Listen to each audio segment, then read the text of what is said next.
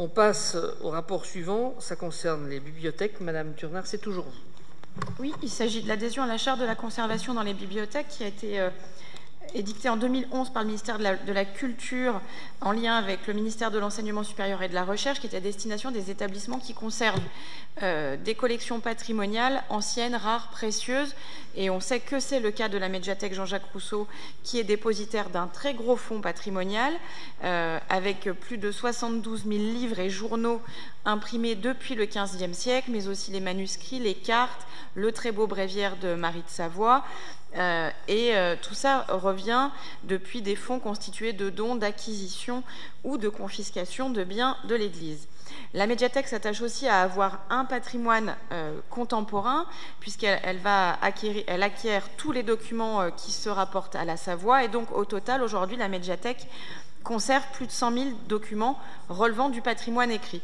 Cette charte, elle a pour objectif de nous instaurer des règles dans la bonne conservation de ce patrimoine, et donc en l'adoptant, nous nous donnons les objectifs qui sont la réalisation d'un plan d'urgence et de sauvegarde en cas de sinistre, la mise en place d'une politique d'archivage pérenne, c'est-à-dire notamment numérique, qui permet aussi un accès à tous, la poursuite des projets de numérisation, l'intégration de nos catalogues dans les grands programmes nationaux et européens. Et cette charte, nous pourrons la faire valoir à chaque convention et contrat passé avec l'État, entre l'État et les bibliothèques. Merci. Y a-t-il des questions? Oui. Monsieur Caraco. Oui, monsieur le maire. C'est une très bonne idée, bien sûr, d'adhérer à cette charte. Quand je lis qu'on en respecte 80% des préconisations, je trouve ça un peu optimiste, mais c'est peut-être 80% des items listés.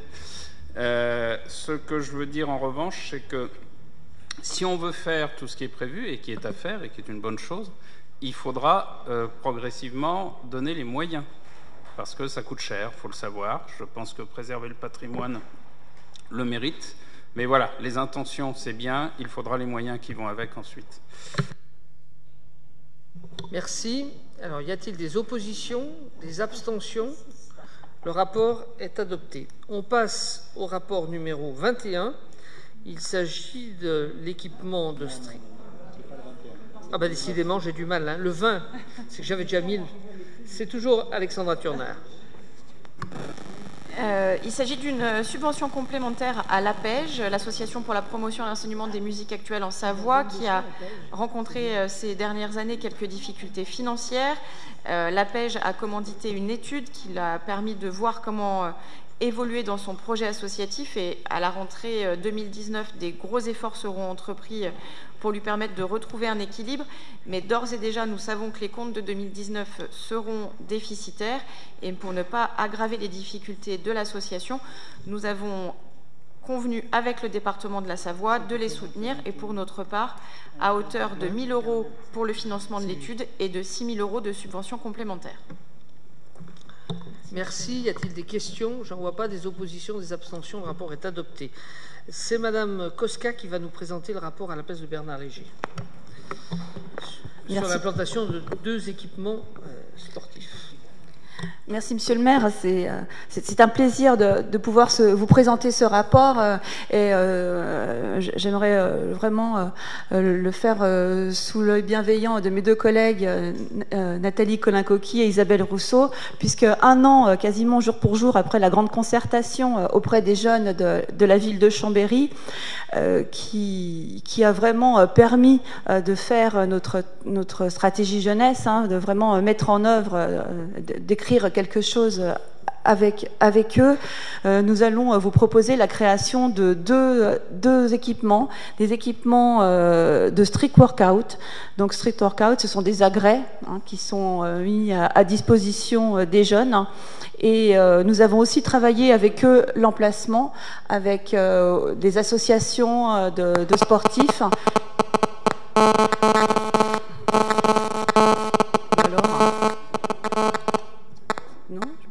Et sabotage.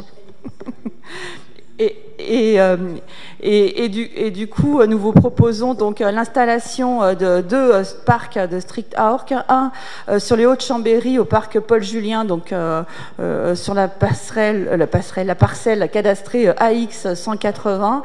Donc cet équipement verra le jour fin 2019, et l'autre sur le quartier de centre-ville au Vernet, hein, donc cet équipement verra le jour en début 2020. Voilà, évidemment nous allons solliciter le plus grand nombre de subventions possibles auprès de la région Auvergne-Rhône-Alpes, de l'Agence nationale pour le développement du sport, hein, ainsi que de l'Agence régionale de santé. Voilà, si vous voulez bien valider cette délibération. Merci. Y a-t-il des questions? Oui, monsieur Dupassieux. Oui, ce type d'activité génère des nuisances sonores importantes, hein, par le claquement des objets utilisés par leurs utilisateurs. Et du coup, bon, il y a un équipement au parc du Vernet où il y a déjà beaucoup de nuisances de circulation, etc. Il n'y aura peut-être pas forcément beaucoup d'impact. Mais sur les Hauts-de-Chambéry, c'est dans un quartier qui est calme, avec des riverains qui sont assez proches. Et donc, il serait souhaitable de définir un horaire d'usage en soirée pour que les nuisances ne tardent pas trop dans la soirée. Très bien. Y a-t-il d'autres? Monsieur Ruffier. Bon, c'est juste une remarque au passage. Il fut un temps lointain où Street Workout s'appelait Parcours de santé, je crois. Mais enfin, ça, c'est une autre époque.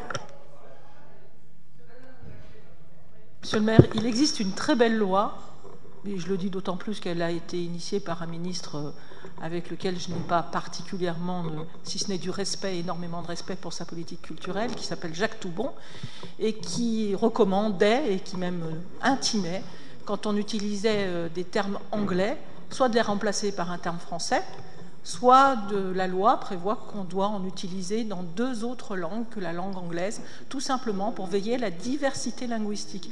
Alors moi, je veux bien qu'on parle de street workout, je n'ai pas de problème, on peut appeler ça des espaces d'entraînement, c'est la traduction littérale d'Internet, ou sinon, si vous voulez vraiment garder cette appellation, il faut le mettre une fois. Finalement, on est très proche de l'Italie, on pourrait le mettre en italien, ou on pourrait le mettre dans une autre langue. Voilà, je trouve que nous devons montrer l'exemple quelque part, et cette loi est vraiment sous-utilisée, et je trouve ça très dommage pour la diversité linguistique. Je vous remercie, Madame Laclais, mais vous venez de montrer vous-même à travers vos recherches qu'il n'y a pas de traduction exacte à cet équipement sportif, quoi. Les Canadiens, les Québécois savent très bien. Monsieur Ruffier. Non, je cherchais un équivalent en patois savoyard, mais je ne le trouve pas. Ah ça, dommage. Très bien. Y a-t-il des oppositions à ce rapport? Ah, oui. Oui. Vas-y, Madame Coscal. Oui. Par rapport aux nuisances, d'abord, ce ne sont pas des agrès qui font du bruit ni des claquements, hein, ce n'est pas un parcours santé, et ce n'est pas un ensemble d'agrès comme on peut voir où il y a des vélos ou autre chose, hein, ce sont simplement des barres à des niveaux différents, et les lieux où vont être placés sont des lieux où normalement peu d'habitations sont à côté, et il faut vraiment savoir que ce travail a été fait aussi avec les riverains, le conseil de quartier, mais évidemment si à l'usage il est nécessaire d'adapter, les adaptations se feront, mais faisons confiance aux jeunes qui ont vraiment œuvré pour avoir ces équipements, pour pouvoir aussi le gérer dans les meilleures conditions et pas mettre tout de suite un interdit. Merci. Monsieur Dupassieux. Peut-être que la difficulté de traduire n'est pas celle que j'ai faite, mais ce que j'ai comme image, c'est des planches à roulettes, etc., qui montent sur des barres et qui font du bruit. Rien à voir? Bon, donc je retire, effectivement. Je pensais que c'était ces exercices qui sont très prisés aujourd'hui par les jeunes. On va vous faire qui passer, font beaucoup de bruit. On va vous faire passer des photos de l'équipement. Ne soyez pas inquiets, ne soyez pas inquiets. Donc, y a-t-il des oppositions, des abstentions? Le rapport est adopté.